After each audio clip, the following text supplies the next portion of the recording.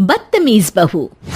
सभ्यता से भरपूर शास्त्री परिवार की इकलौती बेटी मोहिनी को बचपन में ही पढ़ाई के लिए विदेश भेज देते हैं, जहां से वो सालों बाद ग्रेजुएशन पूरी करके इंडिया वापस आती है, जो अब संस्कार, सभ्यता, संस्कृति जैसी चीजों से कोसों दूर होती है। एक सुबह मोहिनी शॉर्ट ड्रेस पहने, कानों में हेडफोन लगाए जोर जोर से इंग्लिश गाने गाती हुई घर में घूम रही होती है। सुबह सुबह भगवान का नाम लेते हैं, राक्षसों की तरह चिल्लाते नहीं। पॉप्स, आपको अच्छे गाने की बिल्कुल समझ नहीं है, so take a chill pill. अरे मोहिनी, पापा से ऐसे बात करते हैं क्या? सारी तमीज भूल गई हो। ओह मॉम प्लीज, इतनी बड़ी भी कोई बात नहीं हुई, सो डोंट ओवर रिएक्ट। ऐसे ही दिन बीतते हैं जिसमें मोहिनी के तौर तरीके, रहने और बात करने का ढंग उसकी मम्मी पापा को परेशान करने लगता है। भला कोई मानेगा कि ये मेरी बेटी है? रीति रिवाज और संस्कारों से तो इसका दूर दूर तक कोई नाता नहीं, और अब तो लगता भी नहीं कि कभी होगा। अरे ऐसे कैसे नहीं होगा? लड़कियां सारे नखरे अपने माँ बाप को ही दिखाती है। ससुराल जाकर उन्हें सब कुछ करना भी पड़ता है और मानना भी। पत्नी की बात शास्त्री जी समझ जाते हैं और कुछ ही दिनों में अपने से भी ज्यादा धार्मिक परिवार में निखिल के साथ मोहिनी का रिश्ता पक्का कर देते हैं। रिश्ता तो पक्का कर दिया, पर यहाँ मोहिनी को कैसे मनाएंगे? शादी ब्याह के मामले में आटे में नमक जितना झूठ तो चलता है जी।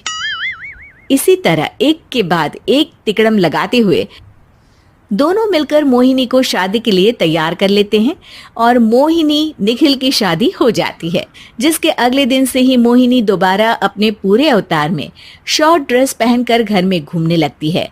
बहू को ऐसे देख सास की आंखें फटी की फटी रह जाती हैं।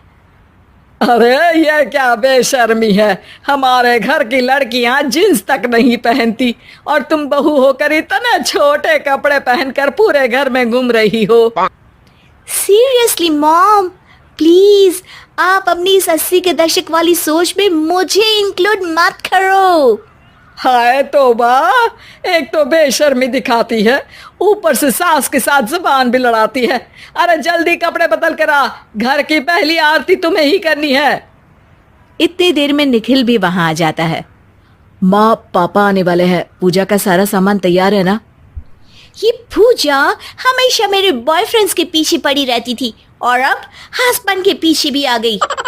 मोहिनी की बातें सुन सास तो अपना सिर पकड़ लेती है, लेकिन निखिल किसी न किसी तरह उसे पूजा के लिए कन्विंस करके कपड़े चेंज करने के लिए भेज देता है, जिस पर पूजा खत्म होने के बाद वो एक बार फिर अपनी शॉर्ट ड्रेस में आ जाती है। बहू, ये क्या तरीका है? संस्कार नाम की कोई चीज है या नहीं? नहीं ससुर जी, संस्कार मेरा दूसरा बॉयफ्रेंड था, अब तो मेरा उससे कोई कांटेक्ट नहीं है।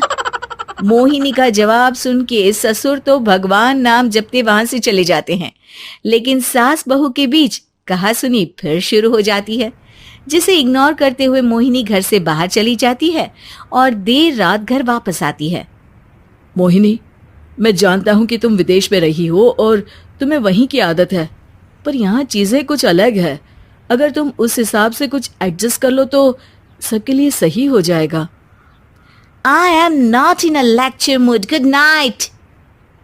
अगली सुबह मोहिनी देर से उठकर एक बार फिर उसी तरह सबके सामने आती है, जिस पर उसके सास कुछ बोले उससे पहले ही मोहिनी की दोस्त मोनिका और रेचल वहां आ जाती हैं। Oh hi darling, how are you? OMG, we missed you so much. I missed you too darling.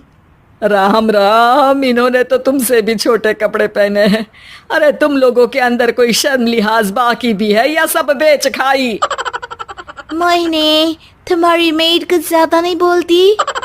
इस पर मोहिनी की दोस्त उसकी सास का मजाक बनाने लगती है, जिसे सुन निखिल उन्हें जवाब देते हुए कड़वे शब्द सुना देता है और वो सुन के वो दोनों तो मुंह बनाए वहां से चली जाती है, लेकिन गुस्से से लाल मोहिनी वहीं खड़ी निखिल को घूरती रहती है। घूर क्या रही हो? तुमसे शादी की ये सोचकर कि विदेश में पढ़ी लिखी हो, घर में कोई पॉजिटिव चेंज लाओगी, अपनी करियर के लिए एम्बिशियस होगी, पर अपने इस बिहेवियर से उस पढ़ाई के साथ साथ अपने मम्मी पापा के नाम को भी डुबो रही हो। अगर तुम्हें ऐसे ही हाल रखने हैं तो यहाँ रहने की कोई जरूरत नहीं है।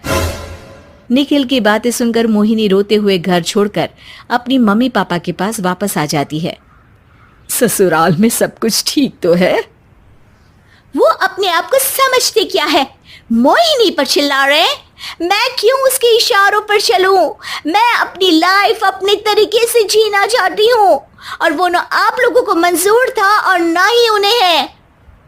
तुम यहाँ नहीं रह सकती। अपने पापा की बात सुन के मोहिनी हैरान रह जाती है। हाँ, तुमने बिल्कुल सही सुना। अगर तुम्हें अपने इस घमंड, बेशर्मी और बदतमीजी में ही जीना है तो तुम यहाँ भी नहीं रह सकती। बेटी, मैं मानता हूँ हमारे यहाँ रीति रिवाज बहुत मायने रखते हैं और हमने उन्हीं के ओवरडोज से बचाने के लिए तुम्हें विदेश भेजा था। एक लड़की जो शादी करके घर और बच्चे संभालती है, उससे तुम अपने आप को ज्यादा समझ सको इसके लिए भेजा था। तुम उससे ज्यादा समझो और बनो, पर तुम तो किसी दूसरी ही ट्रेन में चढ़ गई बेटा। उसके मम्मी पापा बहुत देर तक मोहिनी को सारी बातें समझाते हैं, जिन्हें सुनकर मोहिनी को अपनी गलती का एहसास होता है। वो जॉब ज्वाइन कर लेती है और ससुराल वापस आकर उन्हें मॉडर्न बनाती है और खुद भी कुछ रिवाज सीखते हुए खुशी से रहने लगती है।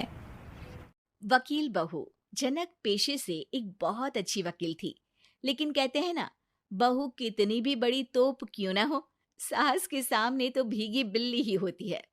अरे जनक, क्या बात है? आज रोटी नहीं मिली अभी तक। ये तेरा कोर्ट नहीं है जो आज फैसला ना हुआ तो कल की तारीख मिल जाए। रोटी तो रोज वक्त में चाहिए। हाँ माँ जी, रोटी तो कब की बन गई। मैंने आपको कहा तो खाना खाने के लिए, आपने शायद सुना नहीं होगा। ओहो, जज नहीं हूं मैं तेरे कोर्ट की, सास हूं सास। कोई दलील फालतू की मत देना यहाँ। बहुत जानती हूं मैं इन वकीलों को, अपनी बात ऊपर रखने के लिए झूठ बोलने में जरा भी नहीं सोचते। तभी वहां जनक के ससुर आ जाते हैं। अरे भाग्यवान, क्यों बेचारी के काम को कोसती रहती है हमेशा। मैं भी तो था वहां जब ये आई थी तुझे रोटी खाने को बुलाने के लिए। सास को तो अब गुस्सा आ जाता है कि कैसे किसी ने बहू की साइड ले ली। अरे वाह जी वाह, वो तो मैं जानती थी कि कोई ना कोई गवाह तो ये पेश कर ही देगी, पर मैं तो अब सीधा खाना खाकर सोने जाऊंगी। मुझे आदत नहीं है किसी से बहसा बहसी करने की। पता नहीं कैसे ये वकील इतना दिमाग लगाकर खुद तो झूठ बोलते ही हैं, साथ में झूठे गवाह भी ले आते हैं। जनक को सास के ताने सुनने की अब आदत सी पड़ जाती है। एक दिन जनक वकील की ड्रेस पर काला कोट पहनकर कोर्ट के लिए निकल ही रही होती है कि अरे कहाँ चली काला कौवा बनकर? टोक दिया ना।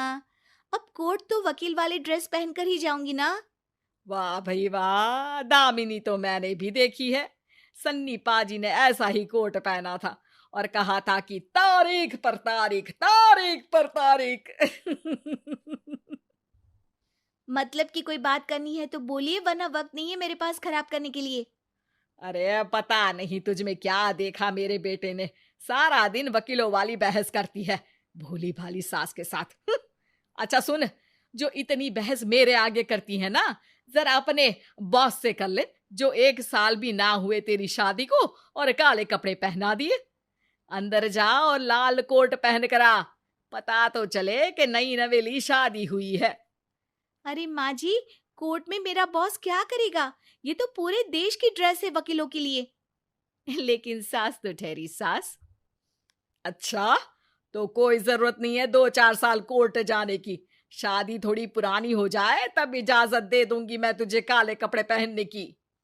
अब क्या था, मन मारकर जनक को लाल रंग का कोट पहनकर कोर्ट जाना पड़ता है। उसके जाने के बाद आहा, बड़ी आई पूरे देश की ड्रेस की बात करने वाली। अरे पहना दिया ना लाल कोट। अब सास आए दिन या तो जनक को उसके काम का ताना देती या फिर उसका काम छुड़वा देने की धमकी। तंग आकर एक दिन जनक पति से कहती है, मैं सोच रही हूँ कि कोर्ट जाना बंद ही कर दूं। अरे क्यों यार, इतना अच्छा करियर है, क्यों छोड़ने की सोच रही हो? अरे लाल रंग का कोट पहनकर जाना पड़ता है। हर बात पर सास ताना देती है कि वकील तेज होते हैं, सवाल जवाब करते हैं, झूठी दलीलें देते हैं। अरे तो ठीक है ना, वो जो कहती है अपनी समझ से कहती है, लेकिन तुमको तो पता है ना कि सच्चाई क्या है। जनक को पति की बात से हौसला मिलता है कि तभी घर पर कुछ लोग आ जाते हैं। अरे आइए पंच साहब, कैसे आना हुआ? अरे भाई साहब, सुना है कि आपकी बहू वकील है। तभी वहां सास आ जाती है। हाँ है तो, लेकिन क्या हुआ, फिर कहीं बहस कराई क्या? अरे हम तो खुद दुखी है उसके व्यवहार से। अरे भाभी जी, आपको तो पूरा मोहल्ला जानता है कि आप कितना बोलती है। फिर हम यहाँ बहू रानी की कोई शिकायत नहीं, बल्कि अपनी परेशानी लेकर आए हैं। ससुर जी खुश हो जाते हैं। हाँ हाँ, मैं भी बहू को बुलाता हूँ। जनक वहां आती है, सबको नमस्ते करके बैठ जाती है। बहू रानी, हमारे गांव में बड़ी मुसीबत आ गई है। अब तो पूरे गांव की जिम्मेदारी मानो तुम्हारे कंधों पर है। अरे ना ना, इससे तो घर की जिम्मेदारी पूरी नहीं होती, ये गांव की जिम्मेदारी क्या लेगी? भाभी जी, आप चुप हो जाओ। यहाँ पढ़े लिखे लोगों की बात हो रही है। आप जाओ, जरा रसोई से सबके लिए चाय लेकर आओ। मैं कॉफी लूंगी। हाँ हाँ, वकील साहिबा के लिए कॉफी। सास सर पैर सब पटक कर वहां से निकल जाती है। बहू, गांव में पानी नहीं आ रहा है। पड़ोसी राज्य ने हमारा पानी रोक रखा है। इसका मामला तो बड़े कोर्ट में चलेगा पंच जी, लेकिन ऐसा क्यों? वो राज्य हम लोगों से पानी के पैसे मांग रहा है। अब आधे गांव में पानी की सप्लाई खत्म हो गई है बहू रानी।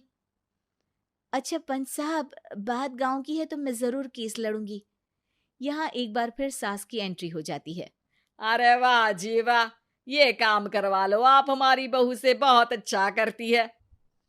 मैं हूं सीधी सादी सास, इस लड़की ने कैसे लड़ लड़ कर मुझे साइड कर रखा है, ये तो अब आपको पता चल ही जाएगा। अरे भाभी जी, आपकी आवाज तो पूरे गांव को सुनाई पड़ती है जब आप बहू रानी को सुंदर वचन सुना रही होती हैं। अरे वकील बहू मिली है, फक्र करो फक्र। हाँ जी हाँ, सारी फकर तो हम लोग ही करें। खैर, अब जो केस लड़ेगी और पानी गांव में आ जाता है, तो पंच साहब लिख कर देना होगा कि हैंड पाइप में सबसे पहले मेरी बाल्टी और घड़ा भरेगा। अरे फिर तो हम बहू रानी के नाम पर घर पर ही सप्लाई दे देंगे, लेकिन ये इतना आसान नहीं है। बहू, गांव के पास अभी वकील करने की भी पैसे नहीं है तो। अरे पंच साहब, ये मेरे गांव का मामला है, मैं आपसे एक भी पैसा नहीं लूंगी। सास को बहू की बात पर गुस्सा आ जाता है, लेकिन सबके जाने के बाद झनक मन लगाकर गांव की परेशानियों को दूर करने में लग जाती है। और वो दिन भी आता है कि झनक केस जीत जाती है। अरे आज तो प्लम्बर आकर घर तक पाइप लगा गया है, खुश हो जाओ, मेरे कारण तुम लोगों को घर के अंदर ही पानी मिल जाएगा।